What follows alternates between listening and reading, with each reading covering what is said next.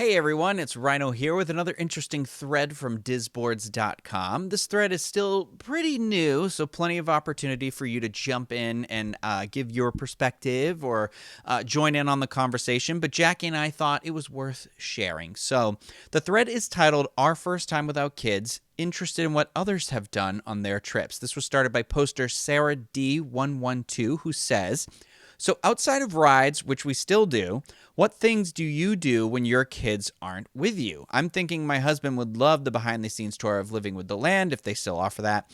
I'd also like to see some of the hotels we haven't stayed at. Any other suggestions? Assuming all has returned to normal or near normal, we'll be there in late April with park hoppers. Our favorite resort is Pop, so planning to stay there. Skyliner is a game changer, and we'll probably ride over to Epcot most evenings to walk around. Poster Forever Mary Poppins said simply, to sum up what others have done on their trips, whatever and whenever you want. And it was wonderful. So I thought that was really funny.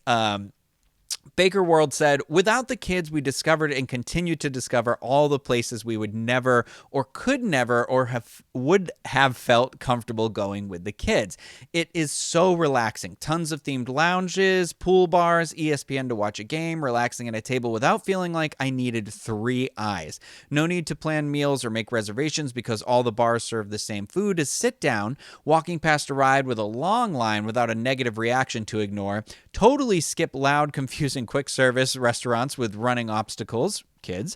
Shopping in stores is a whole different experience, very relaxing. No one walking up with a $40 t-shirt, and I can actually walk out with nothing and not have to justify such a revolutionary action. In 15 years of vacationing without kids, we've never taken any tours, and I'm still noticing things keeping the kids in line never gave me time to see. Poster Goofier than Most says, it does open yourself for more exploring, but don't underestimate the idea that even if you thought you were doing the parks for the kids, a very large part of yourself was enjoying them as well. I find that all the park attractions that I loved when I went with my kids, I still love. I skip things like Dumbo and the things that really are more designed for the young, but I still get excited about going there.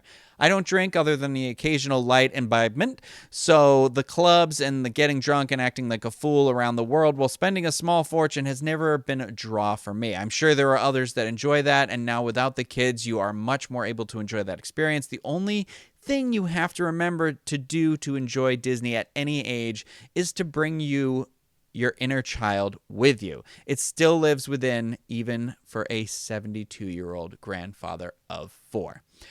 I thought Ply Griff had a fun response which said, have fun.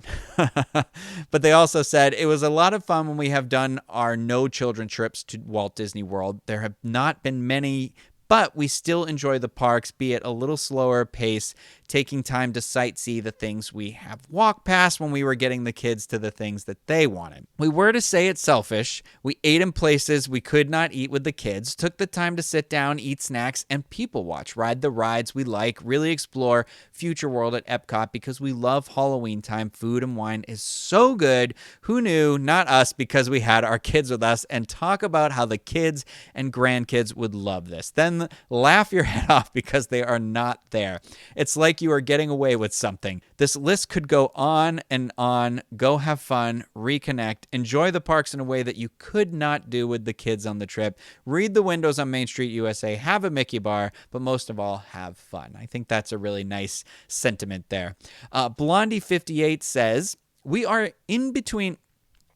between kids and grandbabies and still love Walt Disney World. We do 1 or 2 tours each trip and fine dining at least 2 evenings each trip. The chef's tables at restaurants offering this service are really fun and unique. We enjoy one day at the spa or partial day and also like to make at least one visit to Top of the World Lounge. Often at home, we're very busy, so we have taken time to go to a movie at Disney Springs while at Walt Disney World.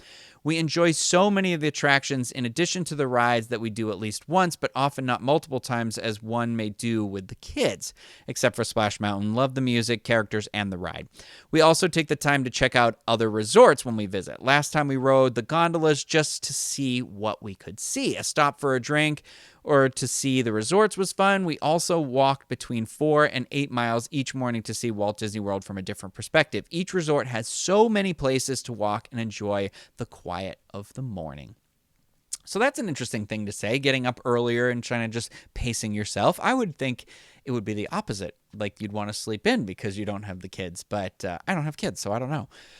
Poster WDW Jeff C37 says, doing whatever you want at a pace that you like. It's been a few years. We went during the Flower and Garden Festival and were able to enjoy the exhibits without having kids say, this is so boring.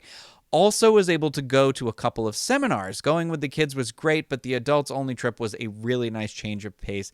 Cheers.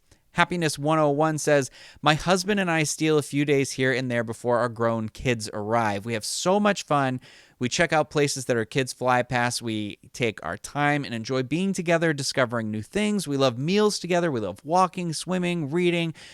Just about anything is fun. It's the perfect date spot. Enjoy.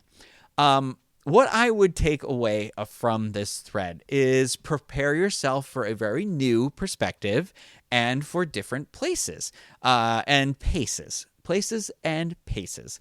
Take your time, enjoy the sights, indulge, but don't be afraid to do those same things that you would have done with the kids.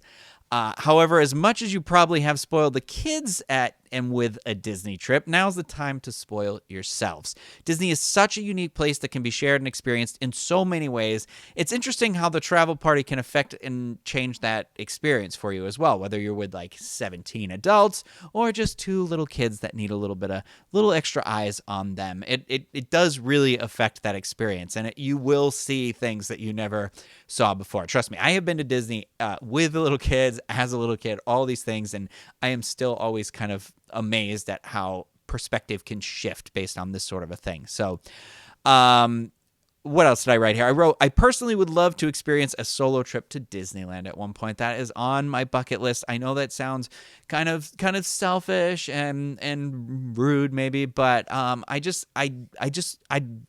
I'd never really just had time alone there, and I'd welcome that experience and what that has in store for me, kind of just visiting with the friends that you want to visit when you want to visit, and just kind of, less people to have to worry about, right? And so I'm sure there are people watching this who are like, yeah, duh, some things, but it's not so obvious to people who have just been coming here constantly with kids. So if you would like to join in on this conversation, because this is still, like I said, a newer thread, so plenty of new suggestions to take, especially now because I know the original poster has said that I don't think they've been back since the reopening. So maybe somebody's been there without kids since it's reopened, with kids, and has some suggestions to offer. And if you have those suggestions for Sarah D 1112, be sure to stop by the DISboards. Be sure to stop by DISboards.com, and you'll find that thread in the Disney trip planning forums under adults and solo travelers. So there might be some threads in there for others as well who are interested. So if you liked this video and you like these DISboards video, just please give it a thumbs up, even if you just liked it just like a little bit. And then also subscribe to the channel. You'll find tons of Disney content here on the Dis Unplugged. And when booking your next Disney vacation, please, please, please consider using Dreams Unlimited Travel. You can find them at dreamsunlimitedtravel.com. It will cost you nothing extra on your vacation, and you help support the show, the website. You keep that content flowing, so we very much appreciate that. And that is going to do it for this DISboards video. Thank you, everybody, for watching. Please leave some comments below, and I will see you next time. Bye, everyone.